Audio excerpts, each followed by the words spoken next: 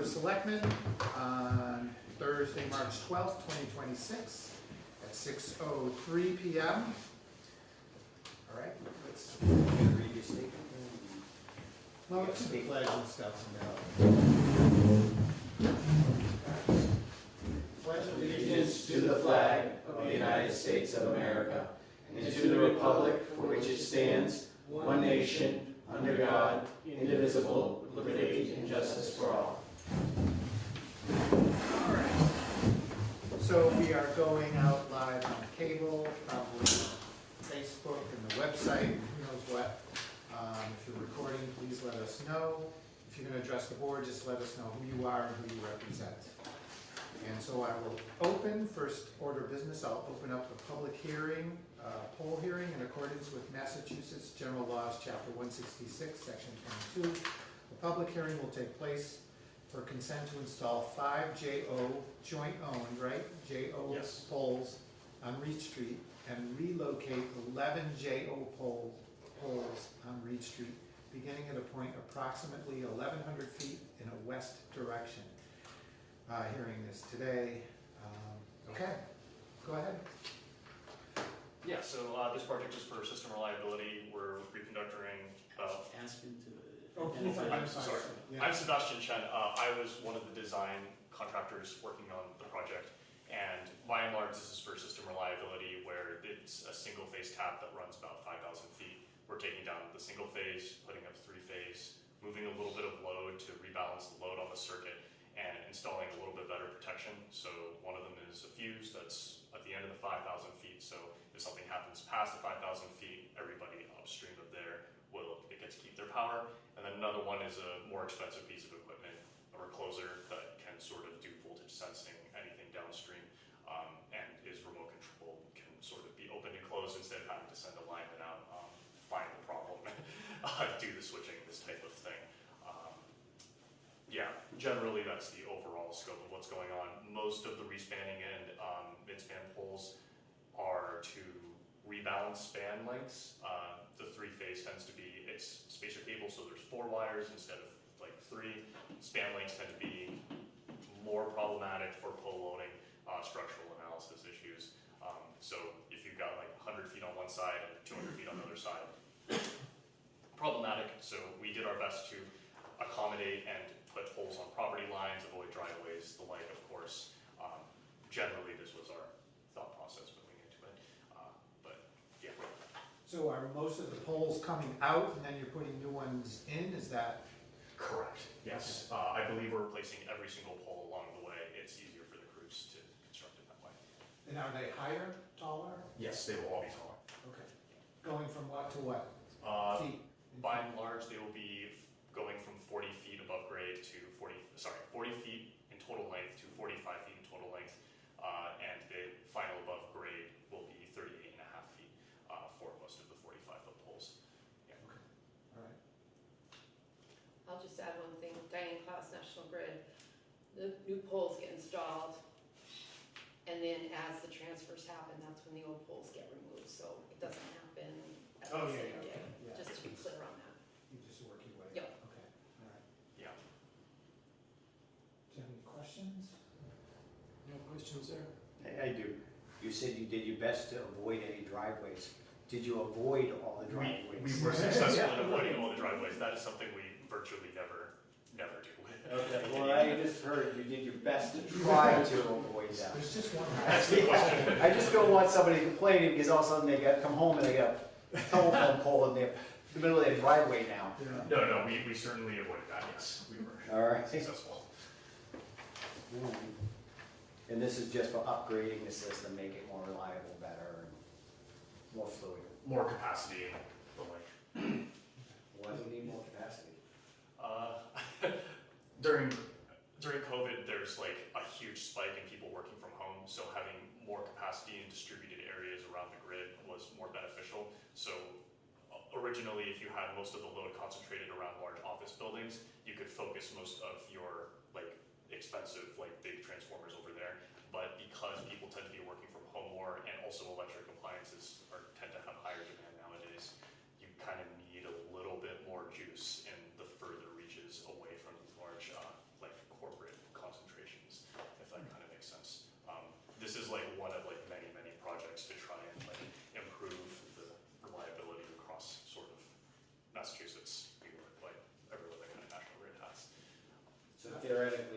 power goes down, you can get it up quicker than. That would be On the that goal. street, correct. Yes, when we're closer, The yeah. closures will automatically close in until the fault doesn't go away. Hmm. It locks out, but then remote controlly, they can clear it and operate it. It's much So- more than a fuse. So if like just a tree branch lands on it, it's gonna shut it off? And come back. Generally what it would. So that would be bad for my road, because I get tree branches on my power lines all the time.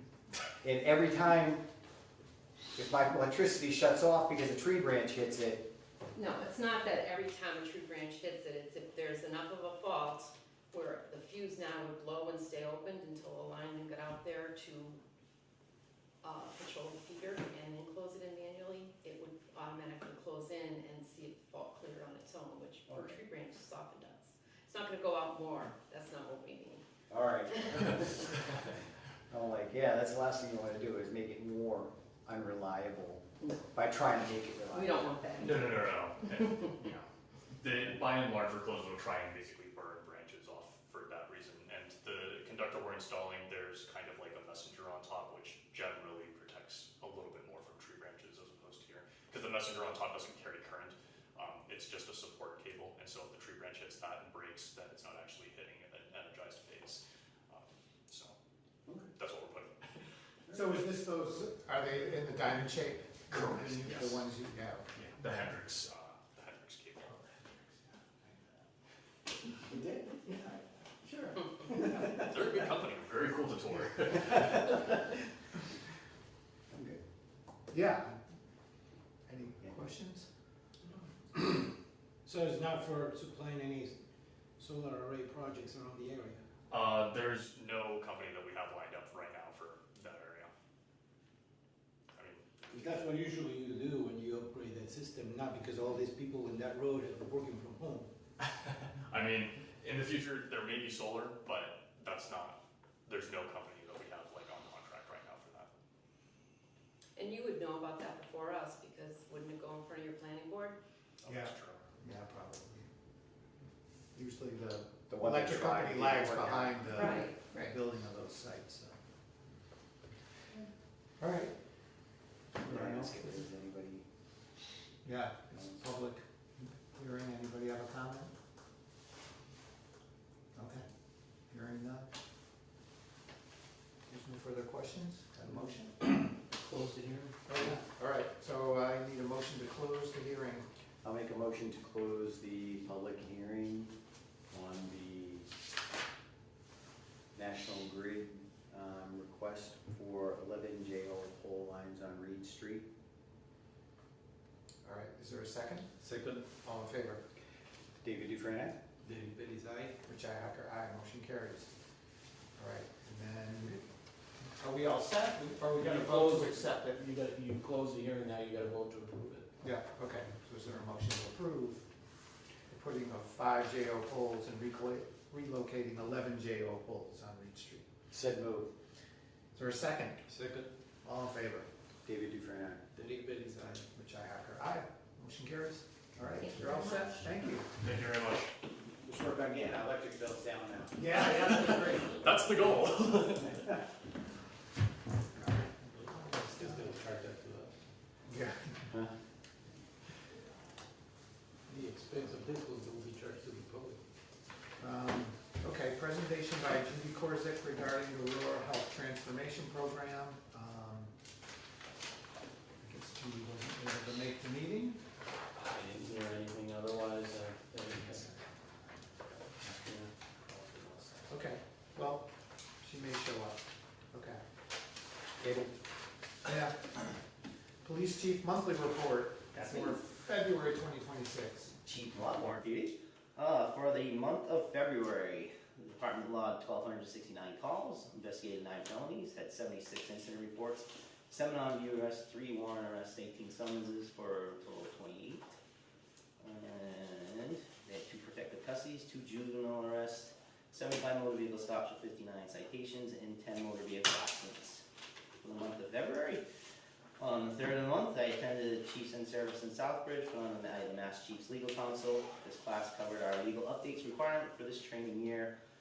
Also on this day, I attended my monthly Homeland Security meeting. On the 4th, Town Administrator Jim Ferraro held a department head meeting that I attended. On the 5th, I met with Lesser Chief Ken Antovica in regards to a promotional process he is conducting. Chief Antovica asked if I would be one of the chiefs to sit on his panel. On the 10th, all employees of the department attended the sexual harassment training that was conducted at the town hall. Also on the 10th, I attended a class held by Sir Maya. This class was legal and liability update. The class will go towards a credit for the town's premium. On the 12th, I met with Town Administrator Jim Ferraro to start the process of contract negotiations. On the 20th, I met with a representative from Tectons in regards to the study being done in the bank building. This was our kickoff date, and they're starting their study on the building. On the 26th, the department went through an audit conducted by CGIS. I'd like to thank Officer Deli, did a lot of work on this audit, and we passed with flying colors. Also for the month, I applied for, actually Richard sent me this probably, 2 months ago, that grant with the trailer, the speed trailer. Oh, yeah, okay. So I put in for that.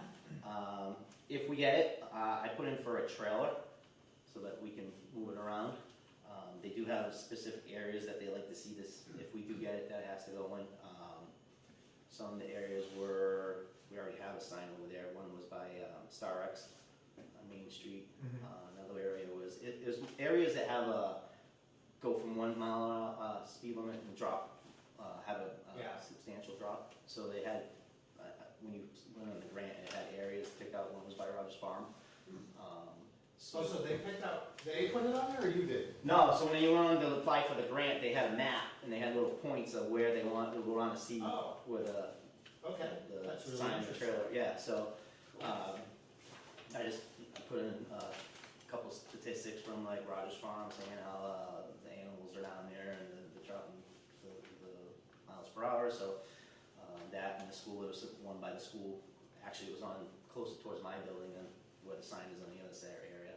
I don't know why, it's not that big of a drop there, but maybe because it's a school area, Quabog, the Quabog High School. So that was another area, and then Main Street on each end.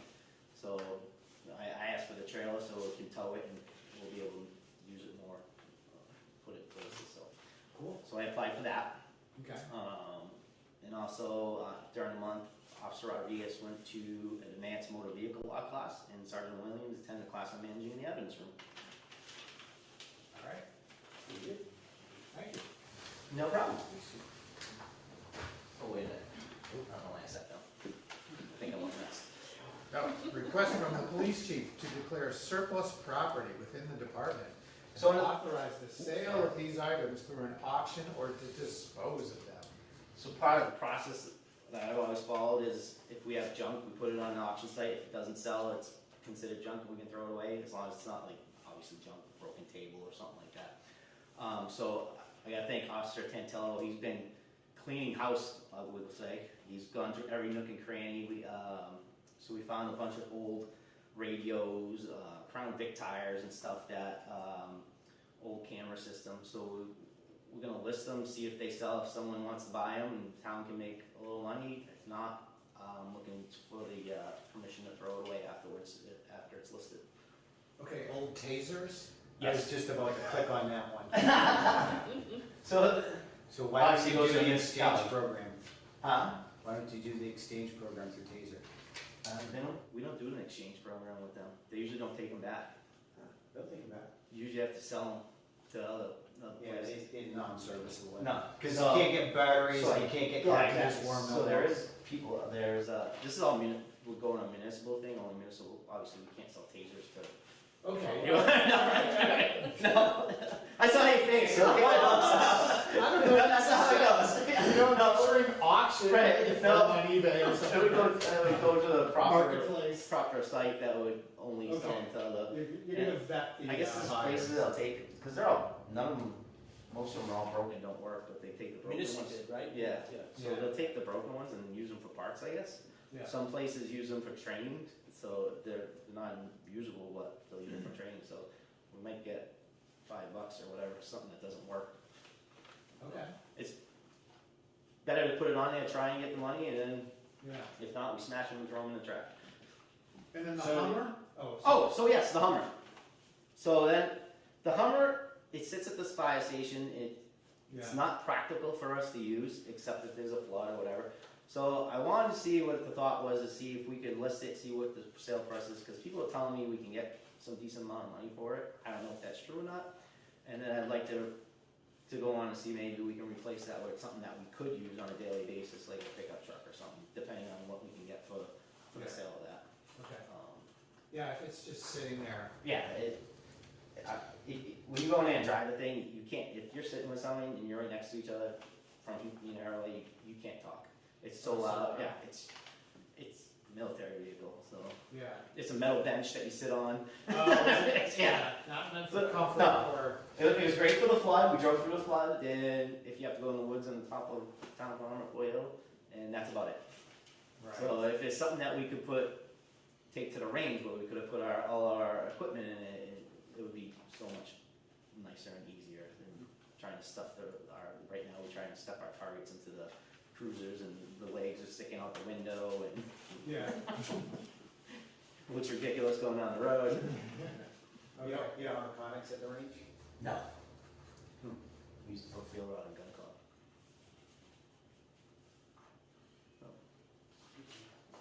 You use it as a trading? I don't think so. I don't know, it's a military vehicle, I don't know if they take it as a trade-in. And I think you get more money going to auction than obviously, What about an auto show?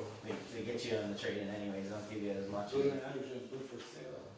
A who? Go to an auto show and put it aside for sale. Put a big sign on for sale, highest bidder. So that's just, like I said, that's just something I wanted to, with your approval, look into. You have to, if I have the cash, I will buy it. Yeah. I love those cars. It is a tank. That's what I like. Yeah. Just go on the G-Bids, government bid website, you can buy them right off there. You can get them for like $5,000, depending on the condition. All right, so we need to vote on this? You just gotta give them authorization to list these items on municipal bid, and to declare these items as surplus property. Okay, so does someone want to make that motion? Said moved. Is there a second? Second, All in favor? David Dufresne, aye. Derek Bailey's aye. Richi Hacker, aye. Motion carries. Thank you. Now,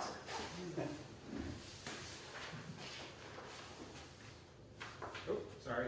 Town Administrator Monthly Report, February 2026. Thank you, Mr. Chairman, members of the board. So I'm reporting on February 2026. I'm going to start with the monthly tax collections. For the month of February, the town collected $1,850,029.48. Of that was real estate at $1,524,729.66. Personal property at $85,241.11. Motor vehicle excise tax, $131,926.79. Insurance, interest in fees at $5,495.94. Registry clears at $1,460. Mobile home parks at $1,500. Municipal lien certificate fees at $350. Sewer liens at $95,570.76, and water liens at $3,755.22. The month of February and continuing into the month of March has been a very busy month for the tax collector. For the month of February, I conducted my department head meeting on February 4th, where we discussed the FY27 budget process, expectations, and the process for the new website, and the progress on the new website at that particular time. I participated in the month of February at the Department of Revenue workshop on financial forecasting. There was two workshop series, one at the beginning of the month and one at the end of the month. We held an all-in-staff training for preventing sexual harassment and discrimination in the workplace. This training was conducted by KP Law at no cost to the town. They came in and we had 3 shifts, a morning shift, an afternoon shift, 2 afternoon shifts. I chaired the first meeting of the Special Task Force on insurance premiums. We're looking at ways to try to reel in some of the costs for the continuing rising of insurance premiums. We started contract negotiations with our police chief for a successor agreement. I attended the monthly administrative meeting of the board at the Central Mass Regional Emergency Communication Center, where we're working on the FY27 budget and contract negotiations. And on February 19th, we had a successful launch of the new town website. The new website allows you to report a pothole in a street light out, right from the comfort of your own home. We met with departments individually regarding their FY27 budget. Also attended the discussion, also started the discussion on warrant articles and special town meeting articles with all departments and staff. Those articles are due back on March 20th, next Friday. We held a project kickoff meeting on February 20th with Tecton Architects for the building assessment at 968 Main Street. I am continuing to work with Ty and Bond on the ductwork assessment and contract documents here at the Senior Center so that this project can go out to bid soon. We welcomed our new former town accountant back. Tammy Martin completed the transition process for her return. And we are currently posted several employment positions with the town, one including the executive assistant position, which I'm pleased to report that we're starting interviews next week. So it was a very busy month, and we're in full swing, and we're continuing on, and March is going to be just as a busy month as February, if not a little bit busier. The town clerk posted some different things, highlights from her office as well, that I've included in her report, and in my report as well. What are registry clears? They may be for some type of administrative fee to, there's some type of either a ticket or something that needs to be cleared in the registry. Maybe it's a parking ticket or some type of fine or something that is on somebody's license that the tax collector would collect from. Oh, okay. All right, any questions? No. No, sir. Okay. Number 6, review and discuss the fiscal year 2027 Selectmen's budget and overall budget process so far. Thank you, Mr. Chairman, members of the board. This is a draft document. We're still waiting on a couple key numbers. However, I did get a good budgetary number for regional dispatch. We're looking at about $181,000 for fiscal year 27.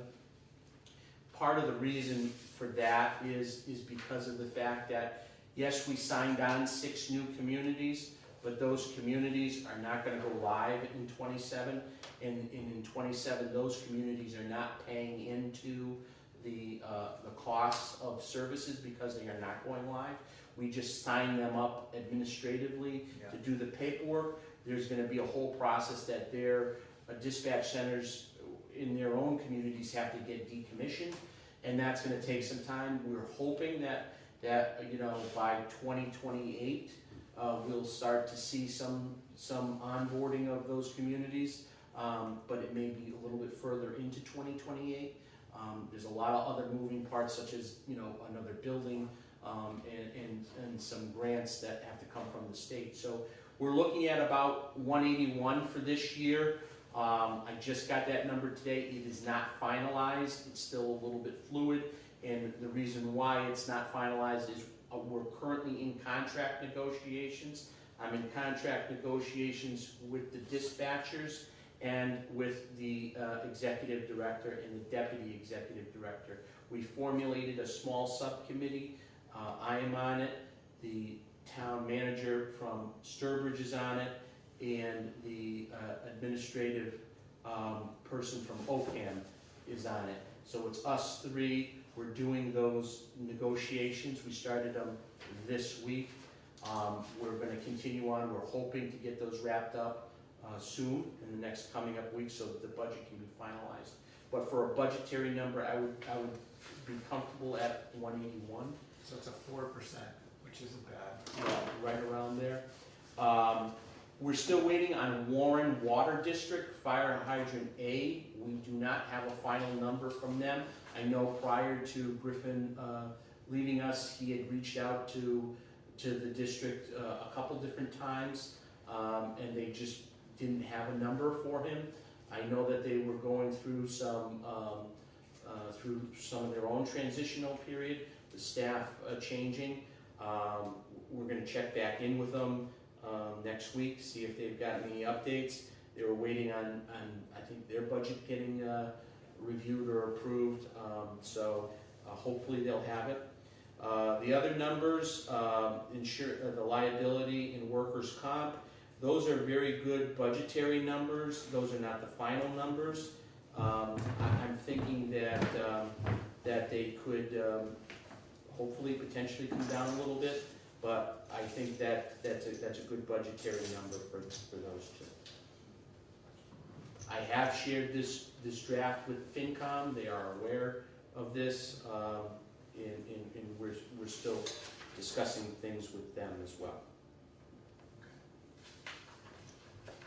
So you don't know if you just plugged in, so the only number on here is 181 in the precinct A hydrants. Mm-hmm. Do you have any idea what the percentage comes out to be? I don't know. You know that. Because it doesn't go down to 2%. Okay. All right. Any questions? No. All right. All right, so Judy. Hi, Hi. how are you? Good, okay. So we're gonna bump back up to number 2. Are you ready? I am ready. All right. Presentation by Judy Korzek regarding the Rural Health Transformation Program. Correct, So and I didn't please name. say your name and then, who you're with and. Okay, well, I am actually Judy Korzik. I am from Hardwick, but what I am representing today is actually not so much as a small project, but a project with UMass. And Rural Health Transformation Program is actually a national grant. It is not a little thing on the side. This is something that I'll explain about where it fits and how this all fits. So I'm gonna put this disclaimer right at the front because people get really confused about this. What's happening and where is not necessarily what's happening with the Rural Transformation Health Initiative programs in the state of Massachusetts or nationally. So we need to separate those two, and it'll become a lot clearer when I start to talk through this. So I'm going to try to take this and go as fast as I can, but get you guys all up to speed on what health transformation is, why it's important, and what it means to this town. So the big beautiful bill allocated $50 billion to rural health transformation. So that is a real deal program of $50 billion of grant money over 5 years, $10 billion per year. So let's start at the big number, right? So $10 billion for 2026. Let's see how we got here. So they approved it in late 2025, and the states had, by December 31st of last year, 2025, to put in a proposal to try to get a piece of their $10 billion of that first year grant. Because you have to go back for your piece of it for every one of the 5 years. So you gotta get your piece, right? And I'm only smiling and laughing because we're a Democratic state, so that actually did play into what Massachusetts ended up with, but we'll just leave that at that. So what happened is Massachusetts put their proposal in, they had to have it in by December 31st, 2025, and they ended up with 162 million of grant allocation for the state of Massachusetts out of the 10 billion. So we good so far? So by the end of January, the big health plans basically had to put in a overall proposal. And I have this here for UMass, but we're not going to go through that detail, don't worry about that. So the state, and then you had the bigger health initiatives. So the only thing that's important about this is the money is allocated only to rural health towns and clusters. So that means Western Mass, Central Mass, kind of up there in the little part up there in the northern part of the state near Lowell and those places, and then down here kind of in this green area. So it wasn't allowed to be spent or allocated in those towns that did not meet rural health standards. Make sense? Okay. Next level now. All right. So the rules of the grant were that you could not build a building. So let's understand what we're hoping that a building could be built under this. It is not allowed by the grant. Absolutely non-starter. Nobody in the country can build a building underneath the Rural Transformation Health Program. It is designed to build a infrastructure that supports rural health care in a new and innovative way. And as a matter of fact, any of the programs coming underneath this have to be currently non-billable today. So that means anything that we could bill for today doesn't count underneath this. You can have kind of little aspects of it, but the framework is not billable today. And you're looking at me and you're like, well, what does that mean exactly? Well, if I do telepharmacy here in town, or I do a rapid response vehicle, you can't bill that to anybody. There's no billable element to be able to do that today. So what they're looking for is to take a step back and say, what does rural health look like? What should it look like? And can we build something over the next couple of years that then we can prove that saved money, ROI, reduced emergency calls, reduced ambulance calls, stopped turning the emergency room into a PCP. That's what they're looking for. Because at the end of the 5 years, those programs that survived and proved their validity will become billable. So those become permanent. I want to state right up front that we are working with UMass, but before anybody gets too crazy here, there's no money out of pocket to the towns. No money out of pocket to the towns for this 5-year period underneath this grant, okay? All right, so what we did, and I'll give you one, but you can copy this 1,000 times over if you'd like. You can share one, sorry. What we did with UMass is the smartest thing to do was to really look at all the towns that Massachusetts had identified as being rural 1 or rural 2. And there was a cluster, there's a big cluster, but you can't do everything for all people. So what we decided to do was take 9 towns, actually 8, and then we talked to you guys at the other meeting, and we decided to throw you guys in. Thank you. You're welcome. And so you became our 9th town, as you see on here, of our cluster. So when we're working with UMass and talking to UMass about a cluster, the cluster includes Hardwick, West Brookfield, North Brookfield, Barry, Oakham, New Braintree, Warren, East Brookfield, and Brookfield. And you don't have to write that down quick because you're going to have all the notes there. So why we chose UMass was for a couple of reasons, and why we have our cluster the way it is. We are absolutely along the western edge of Worcester County. That was the whole idea, because we did not want to run into Bay State. Bay State is trying to do their own thing over there, and I'm not going to get into what Bay State's doing, but this was about Worcester and the fact that UMass, number 1, has CMS quality ratings of a 4, Bay State has a 1, so there were a lot of not just being able to work with them reasons, but there were actually some legitimate compliance, quality reasons to choose UMass. The second, Can I ask a question? Mhm. What's a CMS? CMS, I'm sorry, CMS rates hospitals on their quality levels for Medicare and Medicaid. In order to maintain your Medicare and Medicaid status, you need to have at least a 3. That means that since this is a second-year base date, it's fallen So into... the lower the worse. Yeah, So yeah, so it's really the bad. worst, right, right, it's Okay. down at the bottom. So, you know, they're gonna have to scramble to figure out how to get their quality ratings up in order to maintain their Medicare and Medicaid status. That's their issue. So, you've got Harrington and you've got UMass, which are the same system, are both sitting at 4-star ratings, so high ratings on quality levels. The other thing UMass did is in 2025, in January, they did a ribbon cutting of a 20,000 square foot facility in Worcester that was a digital hub. And what they were planning for and what they have experimented with over the last year is doing the telemedicine, telehealth, mobile access, rapid response. They did a kind of a test pilot of how do we use technology to support folks that cannot get in, that have transportation issues, that are have complex issues, really trying to keep them out of the hospital.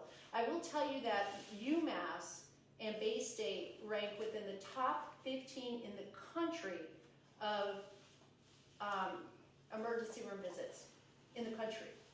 That's pretty scary.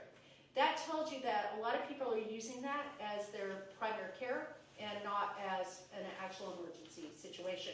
And if you talk to ambulance drivers, they will tell you it takes a long time to get there. You sit there, you wait, turn around. Okay, so it's a real big waste on the resources. So I picked up the phone. I'm in health industry, full disclosure, been in it 35 years. Just happens to be, I live in Hardwick, and I'm like, holy cow, now I'm in a rural village that is stuck. So I'm like, I looked at Mark, my husband, Mark Korzik, full disclosure, Mark Korzik, and I said, listen, I've got to step up here, because this is insanity. So I called Dr. Eric Dixon, which is the CEO of UMass, and I asked him, are you interested in us being your test for the state? To really put your resources in and let's make this model right. And we could do it, this first year, get it right. The second year, you could start to replicate it up. They want to go a little bit south, up a little bit north. They want that central area. And they were all for it.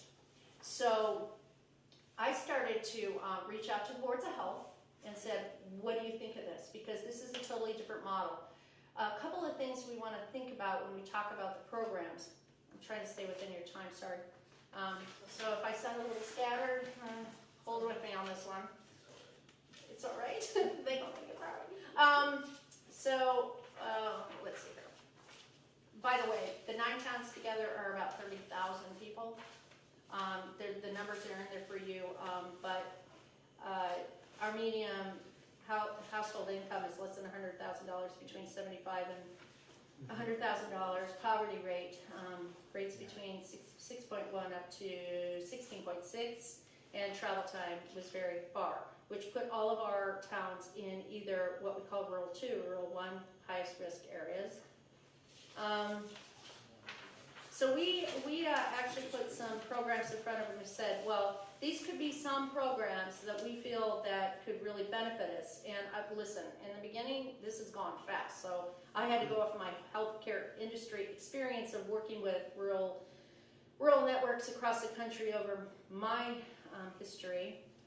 And so we had everything from after hours access pathways to paramedicine, discharge stabilization, come home from the hospital, medication reconciliation, that kind of thing. Rural health access model, which basically says we have a telepharmacist as well as we can deliver medications and do adherence and really work with the most complex patients.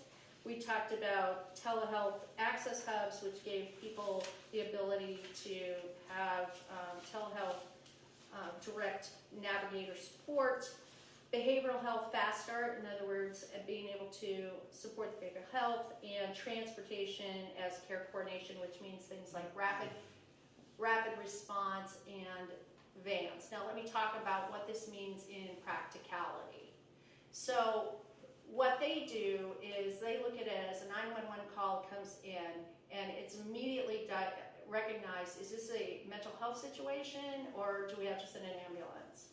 Or can we send or hit the mental health pathway? Or it comes in, it's a fall. Do you need to send an ambulance, or could you send a rapid response? They supply these vehicles. Or it's you just need a stabilization of a broken arm in order for them to get to an urgent care. They actually are really into and have all the systems to be able to do this triage. That's one of their strong points. The other thing is they were really into mobile vans and things like that, mobile docks, where they'll put it into the town and they'll say, we'll come in this week and we'll get all the appointments done, plus we will make sure that everybody gets their annual physical for everybody over the age of 50, or whatever it may be. So they're actually they're doing rural health, leveraging existing infrastructure without building new hospitals. They've had to figure out a way to tie existing infrastructure using technology and vehicles, transportation, community health workers, nurse practitioners, and providers to start to pull this together. Now, fortunately, you're close to Harrington, so they can actually do like a remote area. So let me give you an example. You're going to do physicals. So you want to do physicals for your 200 seniors that don't get their physicals. They can actually retrofit. Remember I said they can't build, but they can retrofit and they can expand on a building. So that's allowed. They just can't build from the ground up. So they could take that room over there, just saying, it's an example, and they could totally retrofit that into a telehealth plus a actual physical presence person in that location at their expense. So what they're trying to do is make sure that you can have hospital at home, health at home, not have to travel the distances, but getting the clinical outcomes they need to maintain the health of folks. Does this make sense? So this is more like, instead of bringing you to the doctor, they bring the doctor to you. It's exactly right, in very smart ways, because they can do that today, yeah. So we have a bunch of mill buildings down Yeah. the street. Mhm. That's You a don't have to great build retrofit. anything. We actually talked about that in Hardwick too, so I totally get that. Yeah, you have some So as buildings. we're looking at the different 9 towns, I didn't give you this one. So as we look at the different 9 towns, what we want to do is work with the different towns, because it would be a community access point for every town, of all the 9 towns. This isn't like one town is controlling all the towns. Each town will designate a community access point and person, and community health worker, and that's all paid for through the grant. There's also a system that would allow us to do the outreach, the engagement, the enrollment, all those types of things to get folks into these programs, so we can educate folks, we can have town calls, we can do whatever we need to do to get people on board. And again, those personnel will be supplied. It isn't like we're going to have to drop everything we're doing to do this. This is, they will be supplying the parts and pieces to make this happen. In order to get rural health right, this is really, I've been in healthcare for 35 years, an executive at CVS Health, PSS Health Systems, IBM Healthcare, and then ran 4 companies of my own that I started and exited to major organizations. You probably know people like Express Scripts, etc. Building integrated infrastructure within communities is the only way to deliver care. You can't expect people to drive an hour and sit in a waiting room for 4 hours and get care. People are not getting cared for. And I've never seen an opportunity where we had a national grant and state grant and now system grant that allows us to step back and go, whoa, if we can imagine this and actually do it right, how can we put our brains together, everything that we know, and get this right? We have never had that opportunity. And I cannot, that's the only reason I decided to come out of hibernation, because it's only worth it because it's here and it's fast. I mean, when that thing came through last fall, I'm just sitting there going, not like I was sitting with my pina colada on the beach or anything, but I was sitting there going, I can't even believe this got approved. And when I figured out that it got approved and we were sitting there in the WARE meeting, I'm like, oh man, guys are taking totally the wrong approach, because the people that are gonna get the money are the health systems. So if you don't know the health system, and you don't know what they put in as their bid, and by the way, the day after I contacted Eric, he sent me their bid. So what I did is I put that in, did a comparison of what the needs we had, and said, whoa, we match what you already put in, so we want to be that first thing, that which was great for him, because I'm sure a lot of you have worked in some kind of management position, and everybody has this really great idea, and you're like, yeah, we can do this, and then you look around the room, and you can imagine them, they're like, well, we have this health hub, we're so smart, we have all our systems, we're a big hospital, and they're like, do you guys know anything about rural communities? You know, do we even know how to like approach them, or how do they even work? And when they found out that they were like, Board of Selectmen, Board of Health, I mean, these folks were shocked, and they realized immediately, listen, you know, it's gonna take all of us working together to make this work, and it's gonna take our EMS, our fire departments all understanding what's going on, our select boards, but we have 5 years to get it right. So if you guys are on board, would take this approach with us, that's what I'm asking for, and UMass is asking for. I've already reached out to Donna Berthium, Peter Durant, Steve Brewer, and you have Todd Small. Already contacted him. Okay, good. So we have all those folks in the know. So if your name got out there, you can scratch it off, but we wanted to make sure the momentum kept going through, because as soon as UMass puts their final proposal in at the end of this month, I have actually 7:30 a.m. meeting in the morning with that crew. I'm looking forward to that. We're trying to get that grant done because it's a rolling grant. So what ends up happening, first come, first serve, and they're gonna put a big grant request in, and it will get funded quickly, because the way that this works, the state has to distribute all that money by September 1st. And that's a race, right? And everybody knows the sooner they get their grant in, or their proposal in, they get their grant, they have to start showing outcomes. So we have to pick the top couple programs that we think we can get these outcomes from for year one, so we can build on year two. You see how that works? Through three, yeah. And I already told UMass, I said I want all of our programs launched by the end of year 3, because I want to make sure year 4 and 5 are more around the refinement and making sure we have the data that we're able to report, have our KPI, key performance indicators, to be able to prove that this is creating change on the quality level, as well as reducing costs and improving the wellness of these communities. So I need that couple of years to make that happen. And remember, they're going to take this as a model for the next whatevers. So it's music to their ears, because if we get ours up and going, it's much easier for them to then replicate what we're doing up north. They're going to be working hand in hand with Hayward in Ethel, because that one, they don't have a lot of infrastructure up there, so they need a little bit of help. So they're really looking for that center section right there. And I'm sure somewhere in the back of their head, they're hoping that Bay State fails, but that's just because they're businessmen. But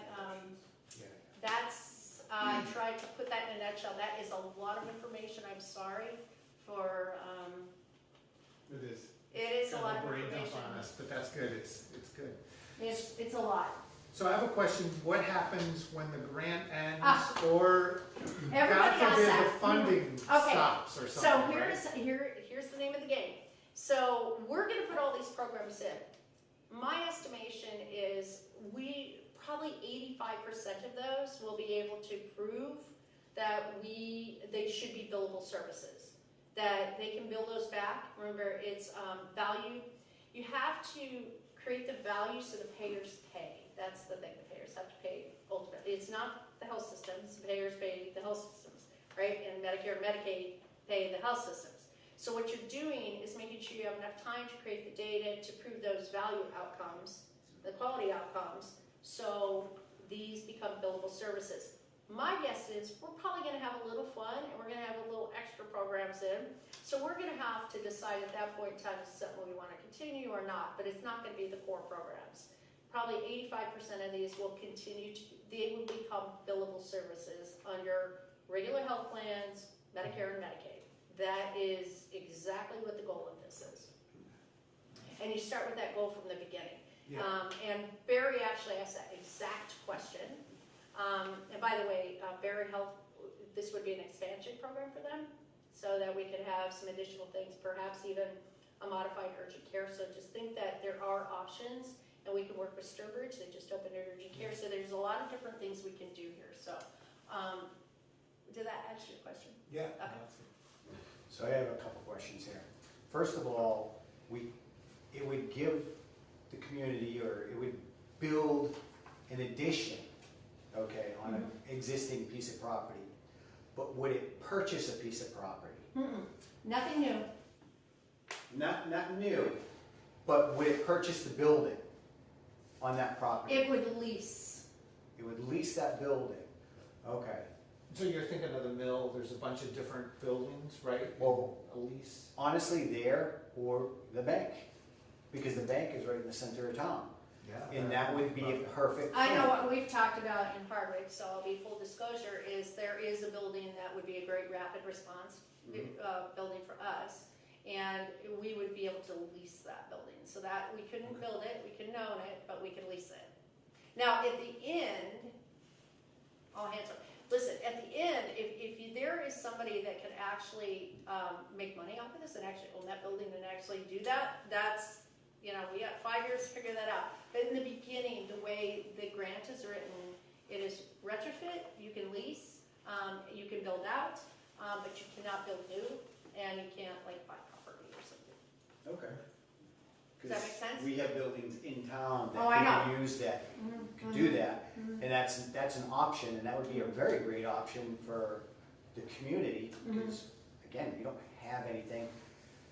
Even 30 minutes, that's if there's no traffic, and, Listen, and the bridge and Ware is open. I laughed when I had to put these in because I had to put the state numbers, right? And I'm Yeah. sitting there going, this is absolutely not That's reality. as the crow flies. Right, exactly, and UMass knows that, so that wasn't, that was because I had to put the state numbers in there. But we already qualified as R1, R2, so it doesn't matter. So, only R1, R2 qualify for the grant. And that would be something where we wouldn't be going for that money, No, but UMass would be is. going. So UMass is. UMass would set up a lease agreement exactly. with a property owner. Exactly. Lease that property. Mhm. Fix it. Now, UMass would fix it all up, They would, not the property owner, right? not the property owner. So It would be UMass a- would go in there, develop it, clean it up, make it so it's, you have the clinic there or whatever, and. Or rapid response area or Yeah, whatever. or right. whatever they have there. Right, They would develop all that in that area. right. So what they're really looking at That would is, be a good as they look at the 9 towns, and I wish I had the map because I have a big map, but what they're making sure that they do, and Warren, what we'll have to do with Warren is look at what's missing from Harrington and what is missing from your town that would actually benefit the town. So we can ask for that to build that out. You see what I'm saying? Okay. So that's what, because Barry, we're looking at Barry, we're like, well, that's a natural building because they have a lot of residents coming through their training, etc. But there's no area around here that has maternity or pediatrics at all. So there's certain things that they're gonna have to put in place to make this viable as a rural. It's gonna have to be a big building if you're gonna have. Or you can have it, remember, or you can have it scattered in such a way. Now, a couple of our towns obviously can't do this, so they're gonna rely on all of us, because they just don't have the infrastructure to do it. There's just no place to really put this stuff. So they're gonna come into our towns. We're gonna have to work as a unit to make sure that you're gonna all be part of it. That's what we're asking you to be. We're gonna look at the 9 towns. You're gonna lay it on a map and you're like, okay, everybody should have less than X minutes to do what? and really be a region. And we really haven't worked as a region like that before, so this is kind of a I think it's a great opportunity. Oh, I think it's And awesome. like you're saying, you get a lot of people that Mhm. will call an ambulance Yeah. to go to the emergency room Mhm. because they have a toe that hurts Yeah, or something yeah. like that. You know, Or they got that a comes up cold. all the time. What Or is they it got a with the cold or colds? something. You know, and it's like they sit in the emergency room, it ties up our Mhm. ambulance, it ties up everything, Yeah, and it's because it takes so long. exactly. And I've had to go to the emergency room here, Mhm. and it takes a long time because now everybody is thrown into the emergency room. Exactly. It's It's insane. you can't see a doctor unless you're going there, and, you know. Mhm. Oh, so if you want to know the general numbers, so let me give you a high level of the 9 towns. This is a fun number. We have 9 towns. We have 2 independent doctors, 1 Berry Health Center, which is residents and has a drug addiction center thingy there. We have no mental health. We have 1 pharmacy, and that pharmacy is in a Hannaford's. We have very few owned ambulances and a whole lot of volunteer fire departments. That is the scariest combination that you can just imagine something I happening can to you. imagine worse, having no pharmacies, no doctors in your town, no clinics. For 30,000 That's 30,000 people in 220 square miles, Yeah. that's a challenge. Yeah. Yeah, that's just unreasonable, so. I think it's a great opportunity. I think Yeah. anything we could do to get services more available to the residents, and Well, take what- off the stress from the emergency Mhm. rooms, Yeah. because Mhm. we need emergency rooms for emergencies, not people that have a cold or a toothache or Having a whatever. husband that fell off a loft, and I had to wait almost an hour and a half for an ambulance, wondering if he's gonna die on the floor with his multiple broken bones. I really, this is really near and dear to my heart. That happened in 2014, he did survive. He was in trauma forever. But he's okay today, but it wasn't at that moment, and we all know somebody that was in that situation. So, you know, I'm super passionate about this. What we're asking of the town is to support this, because UMass is probably the best organization we could work with. The second thing is we are going to be working as a team. We have 9 Board of Health people, nine select boards, which is going to make this a really unique model. That everybody's kind of working together. So when we all look at and get in the room and we look at this 9-thing map, we're going to go, okay, how can we best leverage this 220 square miles and these very little resources we have, and where can we put those things? Where do we put the clinic or a telehealth center or a rapid response vehicle to make it so that these towns can use it? So we got to look a little broader than we have, like we do today. It's a little different. Does that make sense? So do you need a vote from us or some sort of resolution? It's nice to have a resolution just to, so I can say it to UMass, but, So I don't know that we can do that this you don't meeting, have to. but do you have language that we could I use can, for a yeah, I'll motion? send it over. Okay, Mhm. so send that to Jim. Because the boards of health have done it, Yeah. and I'll just Okay. convert it to what these, Hardwick did and what the Board of Health did. And your Board of Health, by the way, was wonderful. Oh, good, okay, Mhm. all right. Great people. Yeah, good people. Yeah, All right. they're very good. So any questions? Any other questions? I will keep you up to date over the next few weeks. Yeah. If you guys are in, question over there. Like, for example, the urgent care in Sturbridge, Mm-hmm. where that kind of company ends up on the equation? Yeah, so they're owned by venture capital, right? So they have 3 locations, 3 different locations. What's interesting about the organization, fortunately with venture capital companies, the upside is that we could actually make sure that we educate people that these things actually exist. So if you have a toenail, you might want to go to your urgent care versus calling 911, those kind of things, right? And they also have a really interesting program. I don't know if you know this, but they have a program that if the kids in your school are not getting regular physicals, or they're not getting their shots, or they're not getting basic health care, they will actually do it for free. They have a actual program through the state that they can do that. All they need is a letter from the school nurse, and that your kids can actually be handled over there. So there's multiple ways to work with that urgent care that we haven't even been able to scratch the surface of yet. And it's because they are owned by urgent care and from VC, Venture Capital, and they have 2 other locations outside of that location. So they will be part of this infrastructure, just not paid by UMass. Does that help? All right, so yeah, so if you can send us the resolution, Mhm. and then, I don't know, I think we're all on board for this, right? Right. Okay. Any questions? Can I ask you? Any questions? Okay. Yeah, send it to Jim, and then, yeah, we'll do that next meeting. All right. And then let us know what next steps are, or what, if you need. Well, I'll know at 7:30 tomorrow morning, that's for sure. So Yeah, I'll yeah. email you. Yeah, please keep us in the loop, and Thank yeah, you. we're very excited. Yeah, thank you very much. We are too. Thanks for Yeah, having me. Thank you very much. You have the purse. Oh, thank you. I know, I travel heavy. Thank you. No, Mark, I said Oh, thank you. I will. Yeah. Oh, I know who you are. Have a good night. Thank you, Judy. All right, discussion regarding the town's new website, as well as a plan for continued web accessibility for the website contract for additional services from Civic Plus. Thank you, Mr. Chairman, members of the board.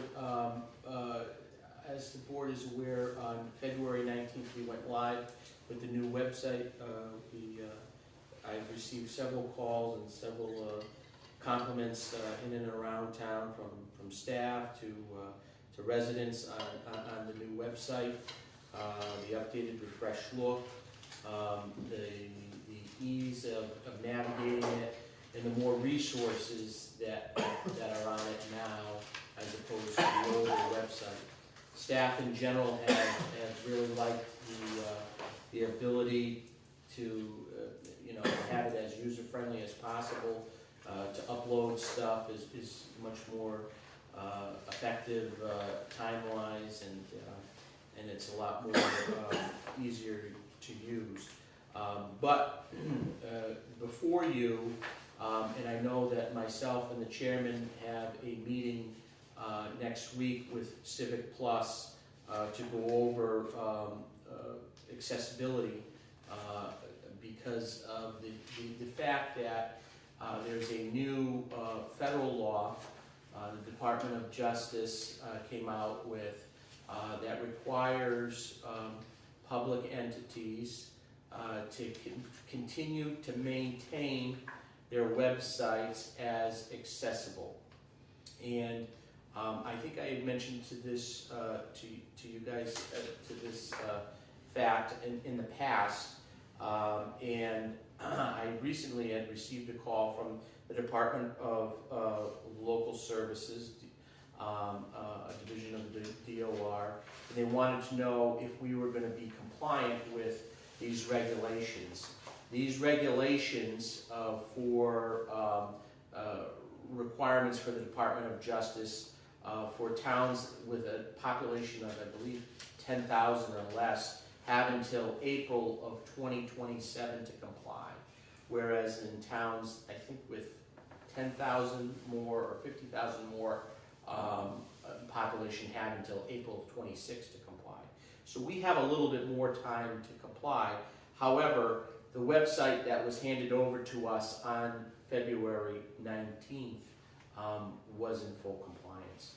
And so the stuff the new content that we add to the website will be the town's responsibility. And in order to continue to maintain compliance, and now that the Division of Local Services is checking with cities and towns to make sure that they are in compliance, leads me to believe that there will be monitoring of these compliance issues for websites across Massachusetts public websites. So Civic Plus has a solution and they are going to discuss a solution with myself and the chair. I put the presentation of Civic Plus's a solution in your packets for your review. This solution does come with a price. I believe we had touched upon these solutions when we engaged with Civic Plus initially for the redesign. One of the solutions is Audio Eye, and the other solution is Dock Access. Audio Eye is an annual subscription of about $2,500, where it would allow the user who may have accessibility issues to use Audio Eye. And some of the websites already, some town websites already have this feature, and you can hover over certain text, headlines, pictures, and it will give you accessibility access that you may be limited to, for people that need it. This Audio Eye is an additional feature. There's an annual cost. I highly recommend that the town have this to remain compliant. And then the second thing is Dock Access.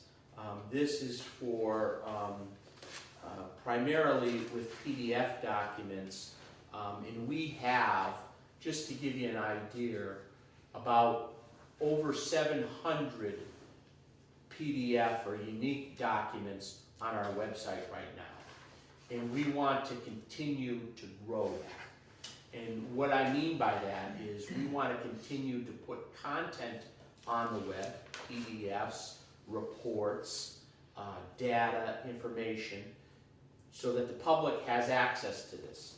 Now, as departments add documents, as things get updated, this Dock Access is a document accessibility platform that scans, converts, and monitors PDF documents on the website and support the ADA and Section 508 compliance efforts for users with disabilities. So it maintains our compliance with that aspect of the program. Now, when I had mentioned this to Chair Ihawker, he had some additional questions, and we followed up, and we set up a Zoom for next Thursday for him and myself to join with Civic Plus. Again, these things all have costs. The Dock Access is an annual fee of $3,200. So these are essentially unfunded mandates that we have to comply with because we are a public entity and we have a public website. These components would keep us compliant, would save hours upon hours of staff for the Dock Access to continually to monitor and to make sure that these documents are in compliance. We would still have to buy some type of scan technology to make sure that some of these PDFs are being converted correctly. It would require a town with short staff, a lot of staff to make sure that we're in compliance with this. These are annual things. As time moves on, if there's a better solution that comes out there, a more cost-effective solution, then we can certainly look at those. But I think for the short term that we need to have these to make sure that, number one, we're in compliance with April of 2027 mandate by the Department of Justice, and then two, to make sure that we just launched a brand new website. We want to make sure that we're continuing to maintain compliance. All right, so my question was, I think I'm okay with the Audio Eye. although I'd wanna see a demo of that, because I don't, so we don't have that now. The thing I'm skeptical about, frankly, is this doc access. So they're claiming that PDFs are gonna be, I wanna know what I want them to tell me what they're gonna do to PDFs to make them accessible, because I looked, and a lot of the PDFs that have been scanned, right, because they had signatures, so instead of just turning a Word doc into a PDF, they put this on a scanner and they took a picture of it, so it's an image that's been turned into a PDF. You can't search on that text. You couldn't hover over it and have it read it, unless they can demonstrate that. And if they can't, then I don't understand either what's this doing, or that supposedly our website is ADA compliant. So that's my big question. And I think that's gonna be answered next Thursday for us, Okay, that's, you know, in that. because it's $3,200. I'm just like, Oh, we yeah. spent all this money, we're gonna get hit Yeah. every year for this. It's a lot of money, and Oh, then, sure. you know. You know, I am pleased to report that the overall website refurb, we had asked town meeting $20,000. It came in at a little over 10. So we're under budget for the refurb of the town website. I have placed already into consideration these additional costs into our FY27 budget. She already put that in. Put it into the Shepherd expense. I ramped that up a little bit more Okay. to cover some of those costs. But in light of us having our meeting next Thursday, I would ask that we could maybe table this till the next meeting Yeah. before a contract is signed. However, you know, I think a decision needs to be made sooner rather than later on this so that we can plan accordingly. Okay, so Shepherd building expense is going up by almost 10 grand. Right. And again, I think did we talk about this being a separate line item too? We could do that, we would. So we know website cost versus just, you know, replacing light So bulbs. doing that, you know, does require some coordination with the finance committee. Yeah, So what we would do is we would do probably an article, and then usually an article would then turn into a line item, a budget after that. I don't know, what do you guys think about proposing that, to break that website cost out so people understand what's going on with that? I like the break. Okay. I'm good either way. I think trying to get overcomplicated sometimes, Yeah. but also informing people what things are is a must too. So I'm good either way. It really doesn't. Yeah, it's just, so Shepherd building expense going up 17%, almost Yeah. 18, it's like, well, what are you buying Why? with that? Why is it Right. going up? Yeah. I think there's two reasons. Number one, obviously the additional cost for these services, and then two, I think historically that line hasn't been properly funded. So and it hasn't been properly budgeted for all the bills. So we're finally getting a hold on as to, you know, what our utility bills are looking like, what are some of our other bills. There were some surprise bills with, you know, the Garavanta inspection that, you know, is every 2 years, that's $4,500 right there. Now we're only gonna have, you know, one, once the other one's decommissioned, so now it's, you know, half of that. So there's been some transitional period to understand exactly how much is needed to operate that account. And you can see through the line item transfers and departmental transfers that we have had to come ask from the board and from FinCom to make sure that we could So fund those. my question is, why wouldn't it just be put right under computer, hardware, software / website? Or even Or under technology. technology, annual fees and supplies. That would actually. Technology, it'd be, Yeah, that would fall under technology, Right. because it's falling under technologies for like all the Entree. financial software and stuff? The financial software has its own line, Okay. but that line you were referring to specifically is for the annual or the monthly fee for entree. So why wouldn't we just put it under there then? Because it's technology. We could, yeah, if you don't wanna do another, I mean, we could have 1,000,000 line items, right? Right. Maybe, yeah. Well, you just keep on adding more and more and more and Yeah, more, and no, it's I- like, okay. Yeah, Where you could say, well, when they look at it, what's technology? Well, technology is entree services and the website. website and email, and, Mhm. yeah, Okay. I'll certainly, bring that to the finance committee. yeah, okay. All right, anything else on, Civic Quest? You guys have any questions for now? I guess we're kinda like, we're on hold a little bit until. Can we table that till the 26th? Yeah, that's fine, because then you and I will have had a chance to talk to them. I had exactly the same question about the access. Sounds too good to be true. You're okay. All right, I can move on? Yes, sir. All right. Discussion regarding the town's voluntary group life insurance employee benefits from Boston Mutual. Thank you, Mr. Chairman, members of the board. So before you this evening is a proposal to increase the employee benefit, voluntary employee benefit, life insurance from Boston Mutual. Boston Mutual is the company that administers the town's voluntary life insurance program.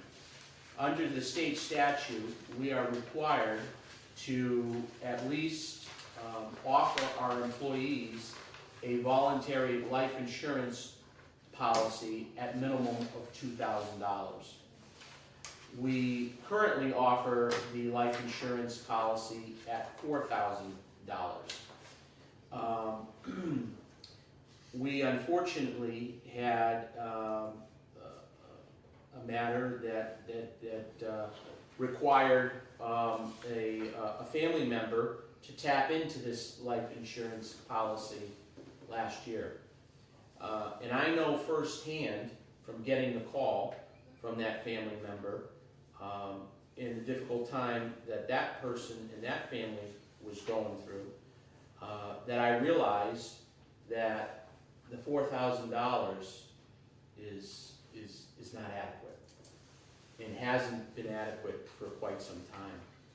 And so I contacted Boston Mutual and I asked him, our rep, Mark Jones, to run some scenarios. And within reason, to keep it reasonable, of budgetary constraints, we offer a plan that is, by statutory limits, we only have to offer a 50-50. We offer a 90-10 plan. So 90% is picked up by the town, 10% is picked up by the employee. And the plan is voluntary. And right now, the plan, most employees are on it. And like I said, the actual, the value of the plan is $4,000.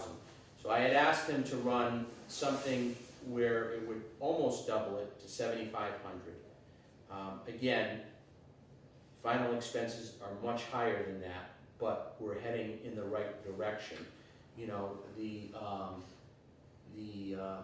We hope that we never have to use it, obviously, but in case if we do have to use it, families have something. And so at $7,500, our premium would go from about $1,500 to $2,700. So it's about $1,200 in additional costs Per year? per year. Okay. So you're looking at about a $1,200 swing.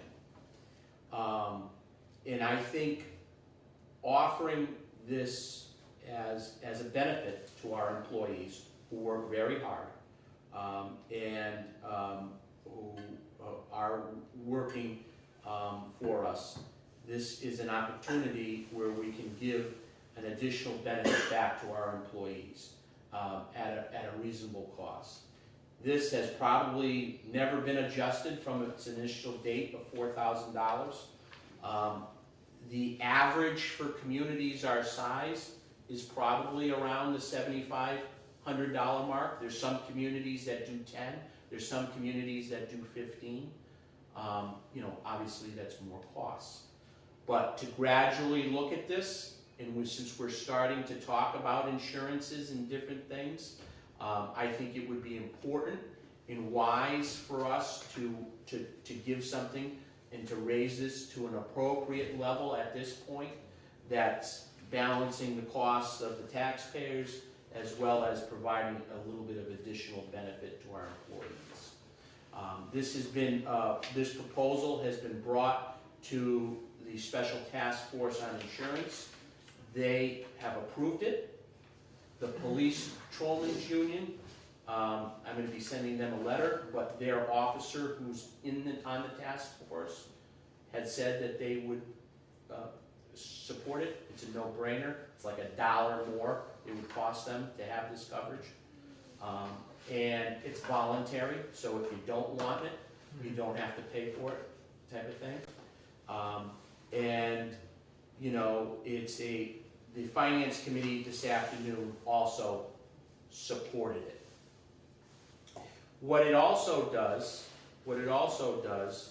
is, God forbid, if somebody was in an auto accident and they're vacationing in Florida and they're an employee here and they lose an arm or they lose a leg, this $7,500 goes to $15,000. It doubles. And so that gives them a benefit there. There's also a benefit here for if the employee had school-age children and they were going to college and they lost their mother or father and they were working for the town, they would pay a portion of the college tuition. Okay. So there is benefits here. And I think that for the $1,200, it's a no-brainer, and it shows that we value and continue to value our employees, and we're looking at ways to provide them with other benefits and other protections. So the EE contribution group participation, we were 90-10, is it now 50-50? No, we are 90-10. That is 50-50 is the state minimum. Oh, I see. So everybody seems to like it. When I look at $7,500, I think, okay, it's not a lot of money. So costs keep going up. I mean, this might pay for a funeral, but it might not. I don't know. You know what I mean? Like 4,000 is definitely not going to. Yeah. So, so we could do this. Would it be worth, or can we do a second option where maybe the employee does 50%, but they get more? Say they could do $15,000 if they pay for half of it. Yeah. Just doesn't. If they want more insurance. It gets a little bit more difficult when you're dealing with the union, when you start changing the percentage-wise and pay and different things. Well, I would keep the 190, the one that's 90-10, Yeah. but offer a 50-50 that gives them more death benefit. Yeah, it's only one plan. They have the option of buying additional life insurance through our other voluntary life, which is Colonial Life. Okay, all right. This is a specific state mandatory life insurance plan, Boston Mutual.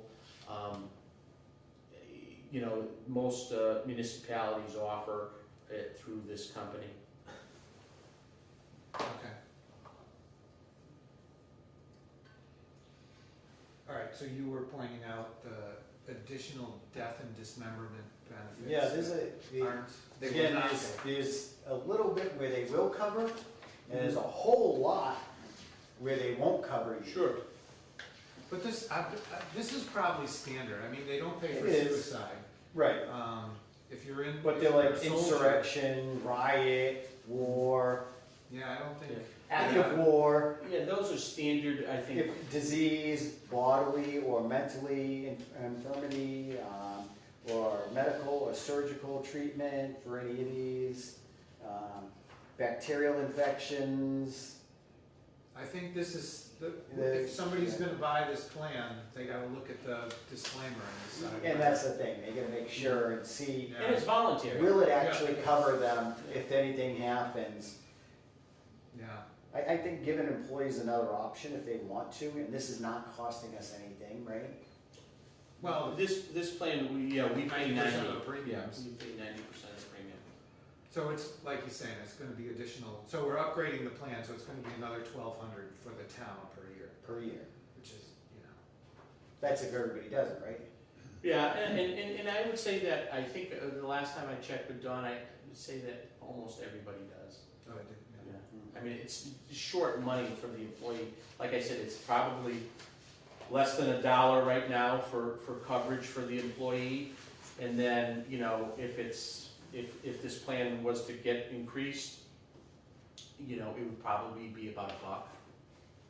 Okay, so the monthly premium here, it says $232.80, right, on the next page?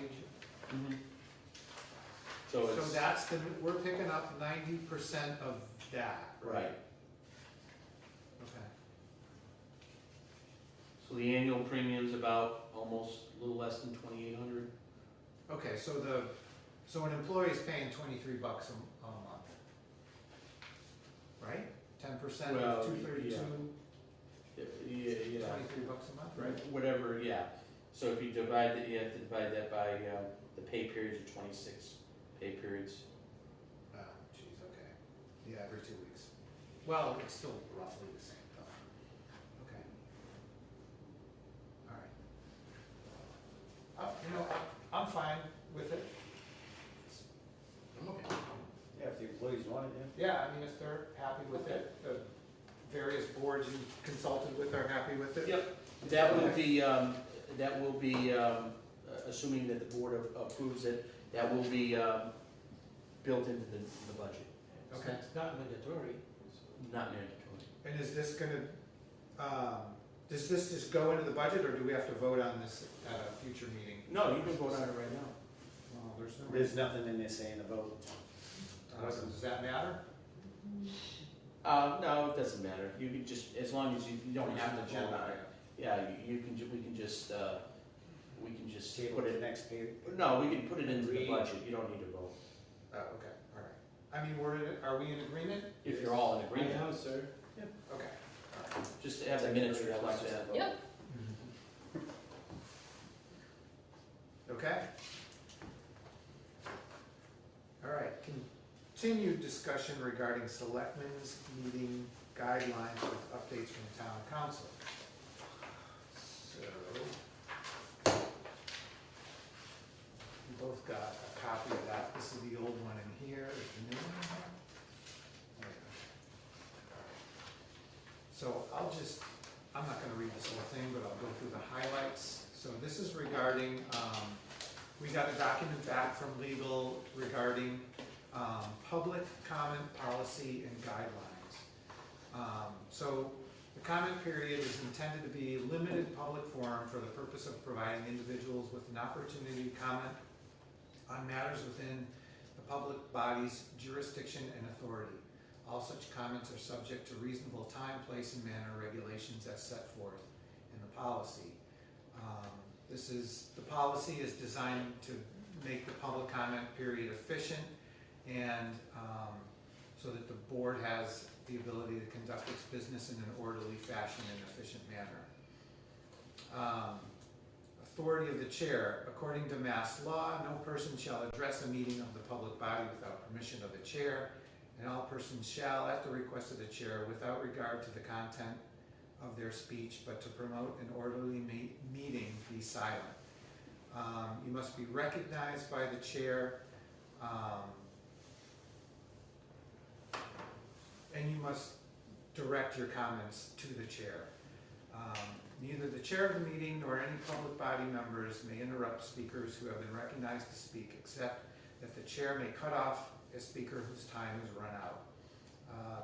The chair may also terminate a speaker's comments when it falls within a category of unprotected speech because it constitutes a true threat, an incitement toward imminent lawless conduct, sexually explicit or obscene comments made to appeal to prurient interests with no literary, scientific, or artistic value, or comments that have already been found by a court of law to constitute defamation. So we do not have authority to prevent comments that may be deemed highly offensive or upsetting, as long as they don't cross the line of the above that I read. Public comment segments are listening sessions that the board is there to listen. The board will not engage in an attempt to initiate discussion, debate, or dialogue between and among the public body and an individual on any matter. So I think one thing that's critical here is we can't debate, we can't make decisions. This is really like, for us, it's sort of like read only. We receive the comments and we don't get into a back and forth. All comments shall be addressed to the chair. So this is what we would institute. Each comment period shall not exceed 15 minutes and each speaker shall not exceed 3 minutes, which is similar to the other guideline that we have. If it's a large group, then we'd ask them to consolidate the remarks or select a spokesperson to comment on their behalf. Public comment periods are not a time for debate, and speakers should not expect the board to respond to comments that same evening, given the open meeting law requirements. Disruptive comments and conduct will not be tolerated. Disruptive comments and conduct include but are not limited to interruption of other recognized speakers, speech which is not constitutionally protected, I mentioned all that before, and other comments or conduct that interfere with the board's business during its current meeting. No matter presented during public comment shall be discussed in detail or acted upon by the board at the meeting at which it was raised. Debate during public comment shall be avoided given open meeting law considerations. So we don't want to violate the open meeting laws. So personally, I think this will just kind of tighten things up for the comment period. We've had some comment periods that have lasted hours. So I think we can tighten this up. I mean, you should, if you're making a public comment, 3 minutes is a good amount of time to make a comment. And then we can have a 15-minute dedicated session for that at the meetings. And the 3 minutes would be per speaker, not per topic. So you get total 3 minutes. And to make it fair, I'll run a timer, just to keep it fair for everybody. We do have a timer at the town hall. Yeah. If we ever get in there again. Yeah. So, are you interested in adopting these? Yes, sir, they sound reasonable to me. I like the idea when you said read only. Yeah, so we're, Yeah, I like that. people are commenting, we're just supposed to listen and say, okay, all right, and then take it under an advisement. And if it's something that requires a decision to be made or more investigation, then we would do that. Maybe put it on a future meeting agenda where we could devote more attention and maybe take a vote. Is this good? Yes. Okay, did I cover it all? Yes. If there's something that requires immediate attention, you could instruct me to look into it, Yeah. and then report back to the board. Yeah, this does mention that if there's an emergency thing, we could handle it in comments, but I don't think that's a good policy to Right. even go towards, because the possibility of violating open meeting law Right. is probably pretty big, so. So I don't know if there's. So my thoughts on that Yep, is, I really like giving people opportunity to express themselves and say what they need to say and bring things. And it's brought a lot of stuff over the years to the light of us where maybe we weren't aware of something like that, and it gave us opportunity to look further into it and address things. I think limiting somebody to 3 minutes is kind of extreme, because it's kind of really putting a crunch on somebody, but I also understand we've had meetings where right, the public comments section went on for 45 minutes to an hour. I mean, And if it's there's like, no you're sitting guardrails, there right? and you're just having a discussion where you could have a discussion offline Yeah, into the side more effective. and more effectively. I think it's more putting your opinion out there on TV or in public that was the issue. So I don't really like reducing the amount. I do understand it. I know we got away from that in the past because it used to be where there was like no public comments and we wouldn't, Yeah, people wouldn't get heard of, and people couldn't come to the board and bring something up, you know, a complaint in town or an issue or something like that. And that's really what public meeting is kind of there to help, is give the public accessibility to discuss things with us and say, hey, I'm not happy with a pothole in my town, and I've been, you know, and if it takes them 5 minutes to discuss the location of the pothole and we cut them off at 3 minutes. right, but something like that can be more effectively addressed by just going to It Jim could. or calling Jeremy. It could, but if it's not Go being into the managed website. in that, Going to the website. go to the website Yeah. now. But again, do you need 5 minutes to talk about a pothole? You really, like, No. it helps people stay focused. I think it's a good practice to just say 3 minutes, but the chair has the authority to, you know, allow the person if it's. But that opens up, Yeah. that's a slippery slope. We'd have to keep it fair. Yeah, Everybody because once gets you do free- that for one person, Yeah, then I'm picking and choosing. yeah, and then it's Yeah, like, that's not good. well, you're just picking the No. topics, you're only Yeah. letting me say what you wanna hear. Because sometimes we hear stuff that we won't wanna hear. Yeah, And it's a fact of life, not everybody is happy in towns. You please 50% of the people and you yeah. tick off the other 50%.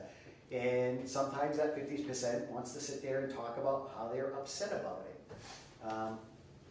It's life, Yeah. you know? But either way, you know, I'm done anyway, so I Yeah. only got a couple months left, so whatever you guys wanna do. All right, well, do you want to accept this, make a motion on this, or? I don't have it on for a vote, It was just a discussion. discussion, so you wanna table this till the next meeting?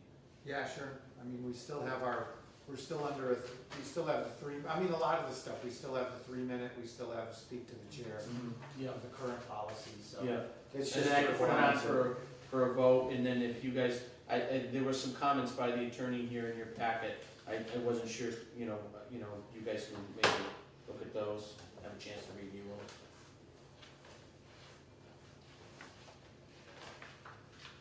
No, I think it's fine. Okay. They're encouraged to identify Okay. themselves, so we can't make people identify Okay. themselves, is that correct? Yeah, that's correct. All right, that's fine, I mean, whatever, if we can't do it, we can't do it.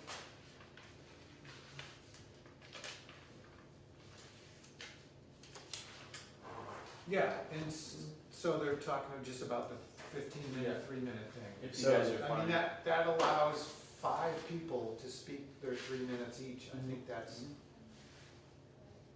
that's plenty. Some communities, they make you sign up, for public speak up, before the meeting too. Yeah, Here, if you just wanna have it open, then you can have it open. yeah, I don't think you wanna get that restrictive. yeah, no, I don't know that we need to do that. Okay, so we can take a vote next time. There's also the Southborough, Supreme Court ruling is also in there for your review too. Yeah, I read through that, yeah. And I think we addressed that here. Yep. So I can get that typed up on formal, Oh, yeah, okay, letterhead and have you guys actually sign it for the next meeting. okay, all right, that sounds good. All right, anticipated vote to authorize the payment of warrants and bills. All right.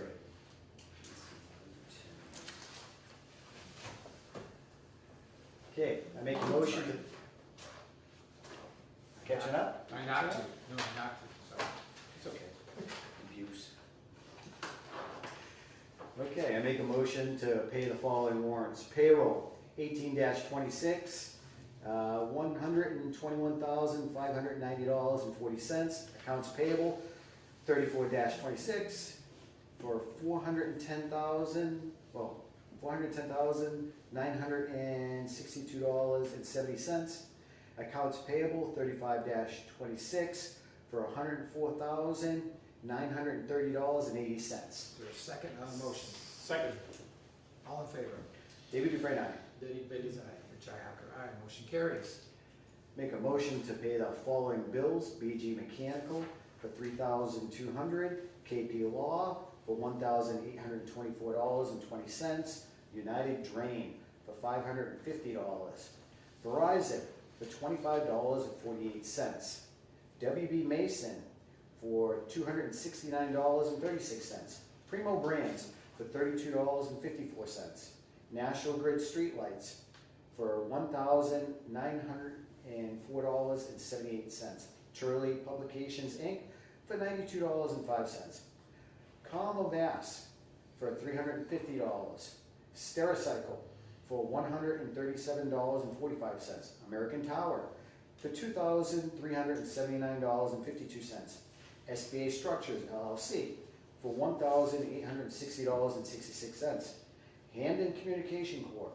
for $1,950, Vanpool for $3,815.37, and another Verizon for $530. Is there a second? Second. All in favor? David Dufresne, aye. Derek Bailey's aye.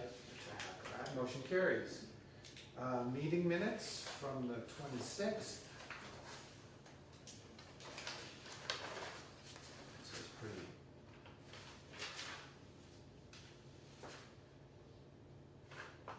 Pretty straightforward. Like Griffin's last contributions. Yep.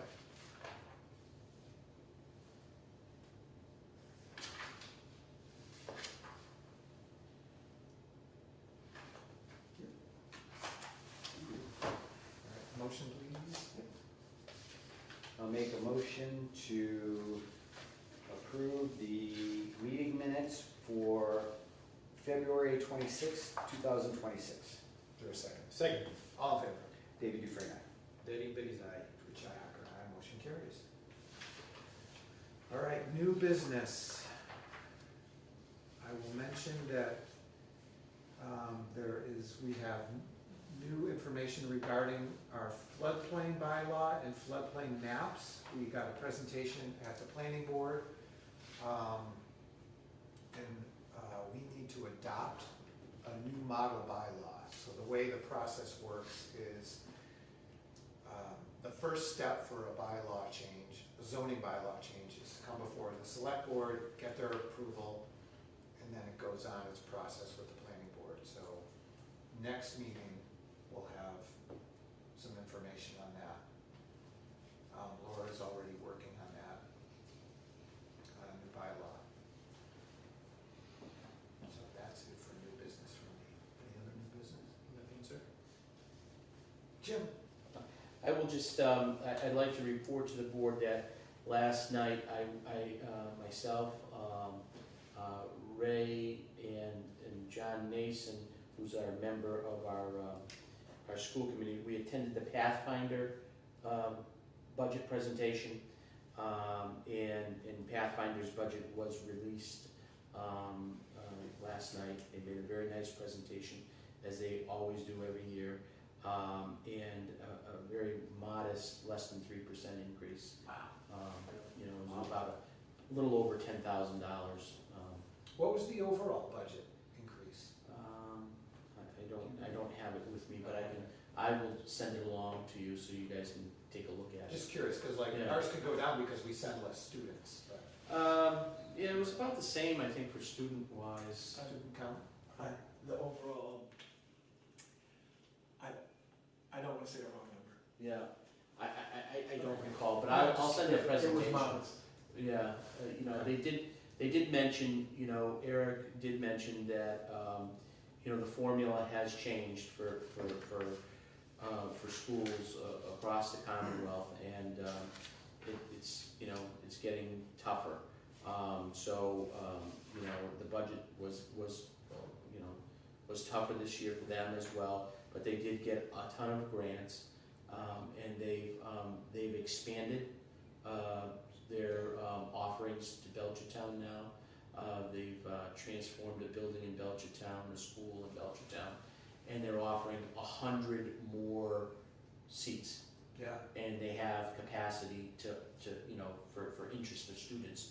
So they do not have a problem filling seats.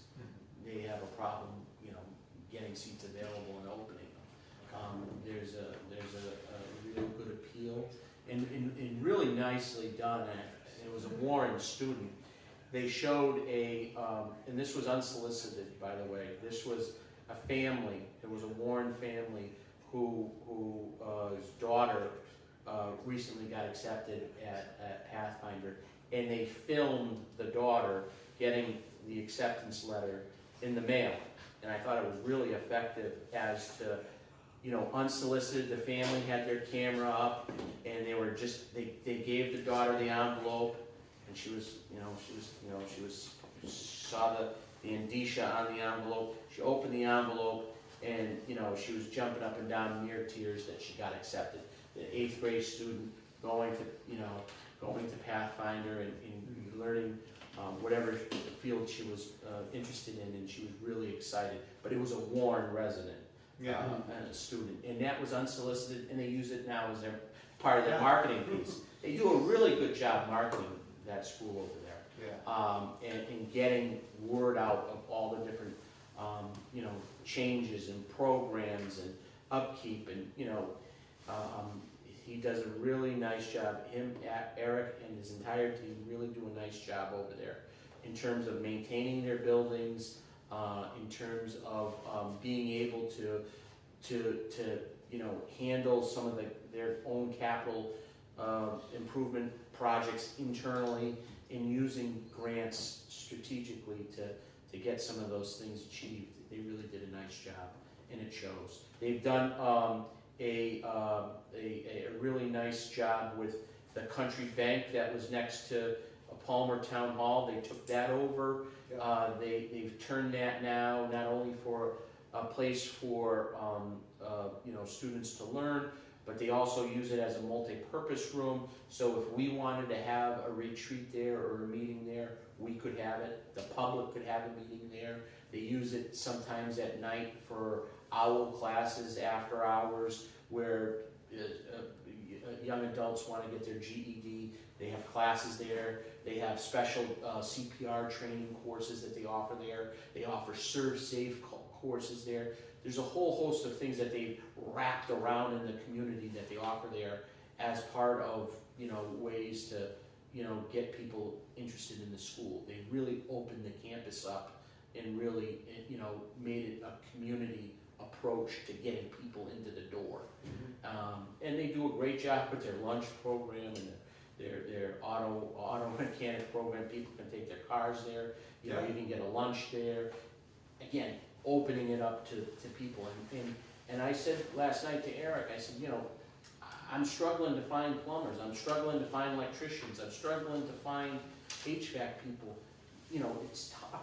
You know, there's not a whole heck of a lot out there. So there's a need for people to get involved in those fields. Yeah. All right, great, thanks for that. Old business. Highway Department. Oh, I got that. What do you mean you got that? I talked to Jeremy this afternoon. Okay, did it get done? Yeah, okay, so he said that they've approved 200,000, and then there's still some that's working through the system that he thought he might get an email either tomorrow or sometime next week. Okay, because they were missing documents. So what he said is, we are in District 2, which is governed by the guy in Northampton. He's very strict and wants a lot of stuff. So there's Okay. apparently no other district out of the other, whatever number of districts, that aren't as strict. So when Jeremy thought he was submitting everything he needed, speaking to DOR or DLS? No, Chris Bouchard, DOT. He has DOT, to, okay. he needs to submit everything to DOT. Well, apparently not. Apparently, it goes to Boston, but also District 2 asks him for the same documents or something like that. So he was having problems because he was hearing two different things, and then District 2 wouldn't apparently accept it unless they got the same documents that they could have got from DOT anyway. I don't know, but all that's whatever, because we do have over 200 accepted. I'm not But aware we're of still, we're Okay. still waiting for the other 100 and something. So the other 100 is coming. Mr. Farrar, can you explain? that. Yeah, so I talked to Chris Bouchard from the state this morning at 9 o'clock. I asked him where we are in the process. Nothing's, according to him, nothing has been approved. So, you know, there's been nothing. They've submitted partially some of the paperwork, and they are still missing some other paperwork. The one project has no paperwork. And Chris and his team has reached out to Jeremy and to Shelley multiple times and have offered to come out on site to show, you know, what paperwork they're looking for, to show them the new portal system, to show them what needs to be done. There's been a few emails that have been communicated back and forth, and some of the emails, you know, lag 2, 3, 4 weeks apart, and there's no communication back. So, you know, as of right now, DOR, you know, they're gonna say, hey, look, you gotta wait till next year to get this money for free cash certification purposes, because they're not gonna reopen it again. They gave until like mid-March before they can do this. So the amount of free cash that we have available right now is about $275,000, and that's probably all you're gonna have going into the June meeting. We're currently about $120,000 negative in snow and ice. So that's gonna have to be 120? 120 right now, and that could grow. You know, you're already there, you know, a big chunk of that's gonna have to go to that. Yeah. And then you're gonna, you know, we usually make a deposit into OPEB, you know, that doesn't leave a lot of money on the table for articles and for different things like that. It could be a very, you know, short warrant this year because there's not a lot of money there. Yeah. And so I wouldn't suggest taking it out of reserves to, you know, we just put money in reserves. No, we haven't. We'll go lean. We have to. I mean, there's projects that departments have that need, you know, money. But I just, you know, I don't think that there's gonna be a lot of money available. Well, if we don't So have it, I think this is absolutely ridiculous.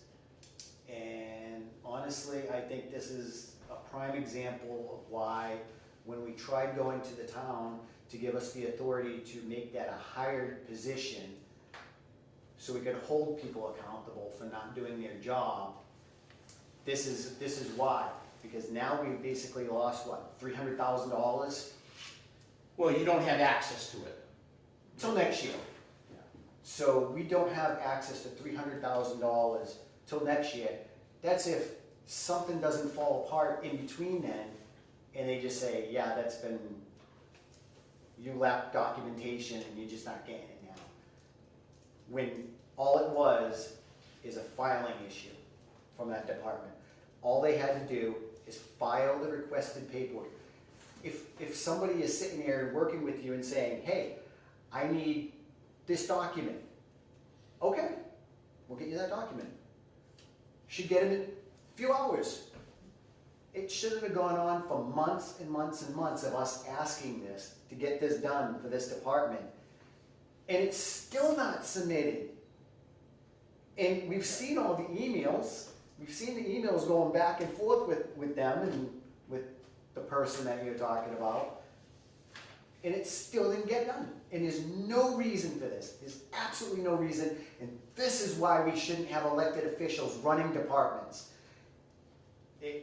It's ridiculous because we can't even hold them accountable. We can't sit there and call him in because he's an elected official and say, hey, this is unacceptable. You just cost us $300,000.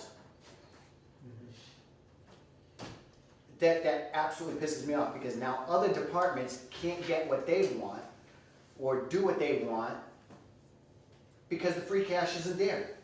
Because it's going to get eaten up by the snow and ice budget, which is also his department. And he's management. His job is to do paperwork, not fill potholes. He got guys that fill potholes for him. His job is management to make things run well. If Jim wasn't doing that, and Jim just cost us $300,000, where do you think his butt would be right now? Probably in an executive session. Very much so. All right? This is ridiculous, it's unacceptable, and I can't see how a town can make do and allow something like this to happen. And just because they don't want to give the authority to a town department to be able to hire and fire somebody for not doing their job. And this is exactly what we warned people about. We can't even do anything about it. Right. It's absolutely ridiculous. And I hope the public sees that because you elected them. All right, well, can you follow up with him? I mean, That means that next year we get 600? Well, you would get the 300 that, whatever the 300, that he submitted, as long as he submits all the paperwork, you would get the 315 back plus whatever the new free new cash stuff is. All right, well, it sounded to me like it was set and being set, so if you could check in, see what he says. All right, quick thing, did Charles join FinCom? The guy? Oh, you did? Okay. Do you know something? No, I was just curious. No, I haven't heard from him. Okay. He was the guy, remember there were two planning board people here? Yeah, Yeah. all right. Jim and I went to a meeting about the Palmer racetrack today. The guy who runs it, Fred Ferguson. Ferguson, to put it lightly, runs by the seat of his pants. And I don't think he understands what he got himself into. There are special permit requirements that he's not following and that he violated in August, and at least one other show. Three events, I think. Yeah, and so Palmer's coming down harder on him, so that's good. So they have a cease and desist for this August event that was advertised, that he doesn't even realize was advertised, which again speaks to him not being completely on top of this. But I don't know, I left the meeting feeling like things will happen and they'll be better. I don't know, Chief, what do you think? Oh, Chief Millette and Lavoy were both there. So. Yeah. I was saying how during the middle it got a little confusing until. Yes, as to what the The special special permit permit, yeah. issue is, yeah. So they kind of, at the end, Yeah. explained it better, so. So basically, there's supposed to be 1,000 people max in that place, and it's a member-only event. Correct. The way the special permit reads now is the members only up there, Not a public. not these public free-for-all. events that he's been doing. Yeah, so that's where the violation is. Cause he does do a lot of public events, he does Yeah. all kinds of like outreach things to different groups. Well, he said he did a Halloween thing, he did something else. It wasn't really race related or car related. Something for the sandwich soup kitchen or something? Yeah, like a fundraiser or something. So, yeah. So I was encouraged, I don't know about what you two thought, but I was encouraged that I think Yeah, I mean, I think he's got the point, you know, whether or not he, you know, understands and follows through, you know, I was very, What day is it? I was blunt with him. Yeah, you were. You know, and to the point, and, making sure that he understands it's his responsibility. You know, even though that, you know, you can argue the fact that he can or cannot sublet his property out to other vendors is one thing, but at the end of the day, it's his responsibility, it's his special permit. Yep, yeah, If something goes wrong up there, it's him. yeah. And it's not just the townspeople's quality of life issues, it's also if somebody gets hurt up there, or there's a catastrophic event or something up there that happens, and because of his inability to manage the place and make sure that people are safe, and public safety people can't get in there to help people, then he's got a big problem. Yeah. Even if a neighbor, someone on Old West Warren Road had had a heart attack or an incident, I Right. mean, they couldn't even get vehicles up and down the road to help a neighbor, so, yeah. All right, any other old business? What happened with our whole list of old business stuff? I don't know, it seems to have gone missing. Usually it We was, can put it in, you know, we'll put it in next time. was it in here? Yeah, that's all right, okay. Yeah, I think he was putting it under 13. I will also mention under new business, we had the auditors in here last week. And so they came in, they started their audit. I wrote a letter to Tony Roselli, as I did last year, outlining all of the things that we have addressed in his management letter, not things that we need to correct, but things that he wanted to see us do throughout the year. Okay. There was no findings last year, these are just comments that he made, and I wanted to put in writing what we did throughout the year to address some of his comments.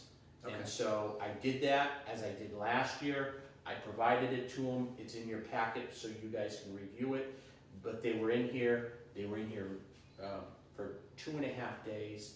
They said it was very good, the report will be out soon. Okay. All right, so moving on to correspondence is that letter Yep. from Jim to Tony Roselli. We have an ABCC, the Alcoholic Beverages Control Commission Advisory.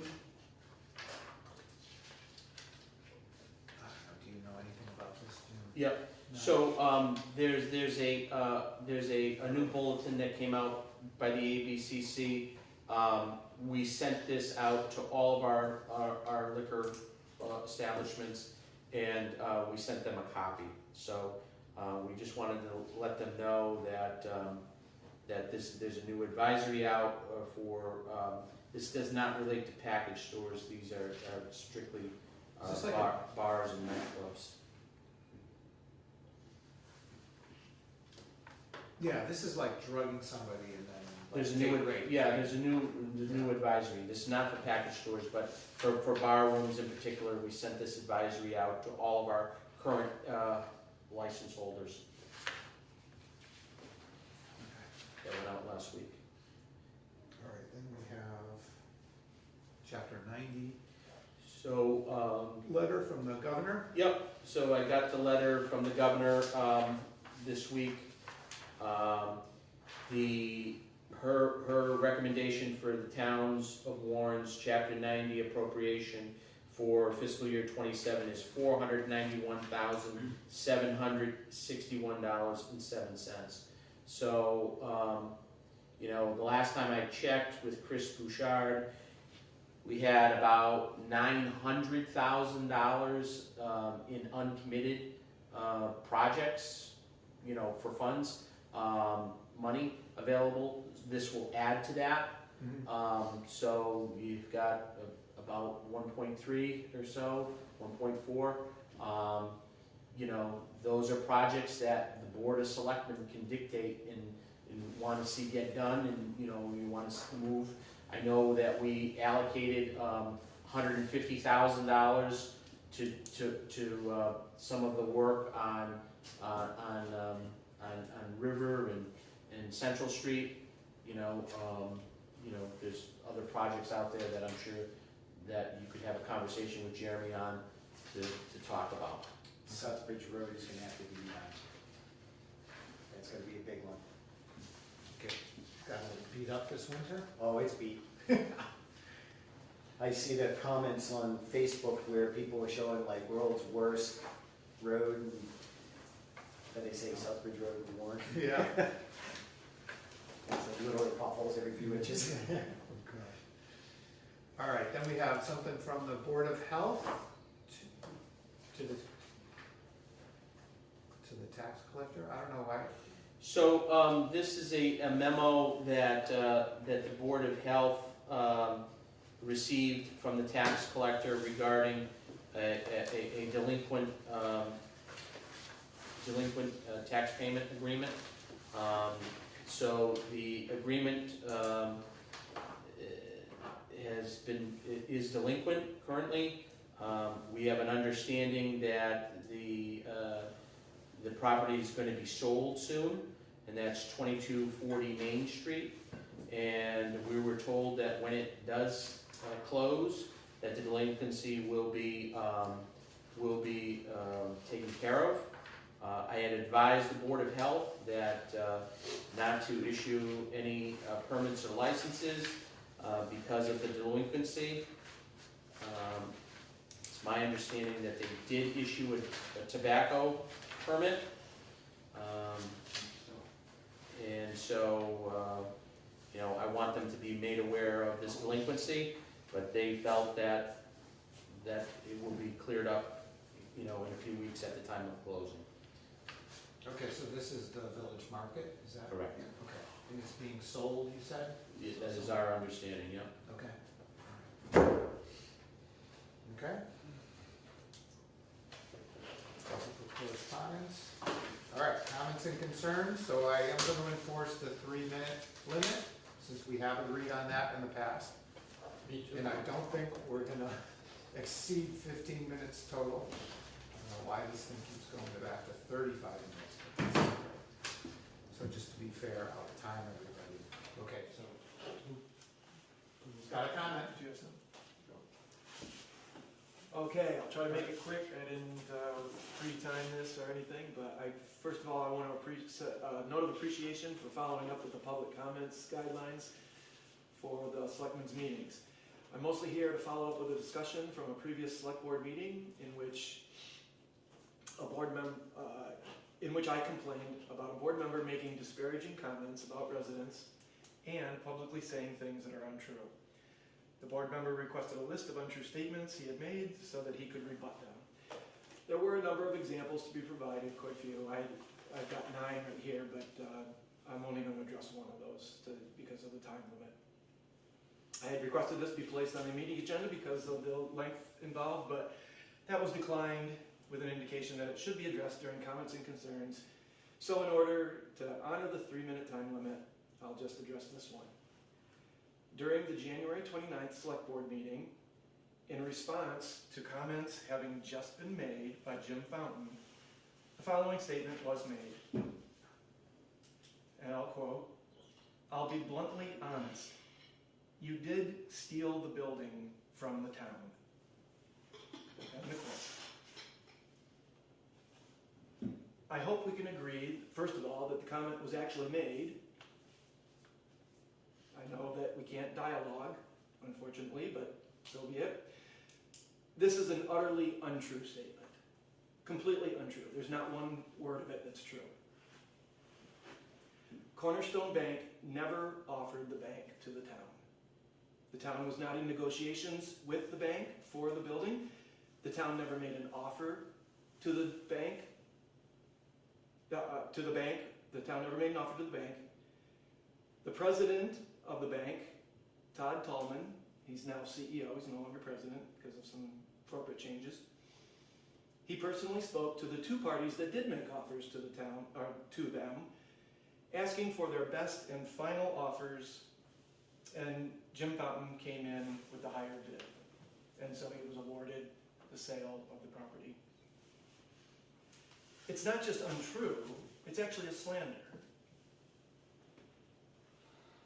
A slander is making a false spoken statement that damages someone's reputation. To say, you did steal the building from the town. There's no way that there's no stretch of the imagination that you can say that statement in a public meeting and have any kind of credibility about it. He did not steal the building from the town. Thank you. How'd I do? Good, you have 4 seconds left. Perfect. Garden. Joe? Joe Conrad, President. For the last 12 days, this country has been on a heightened state of alert due to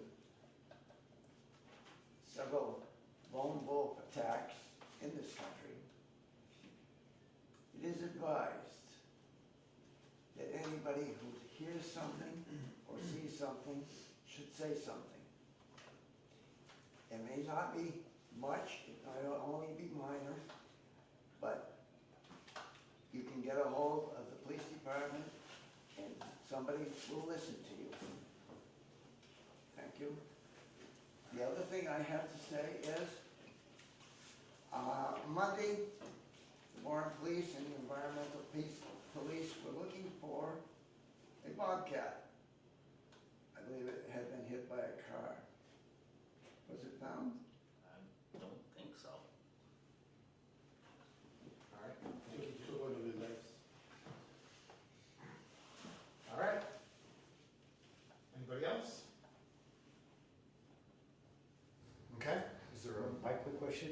Sure. Is if somebody finishes up at 3 minutes and they sit down and somebody else goes, can they stand up again for another 3 minutes? So, here's how I interpret. You get 3 minutes per person. So, Per evening? yeah. So All right. Joe ended at 1:52. So yes, if you wanted to make another comment, that's fine. But I don't know how then you manage multiple timers. I got a Joe timer, I got a Ray timer, I got, a Fred timer.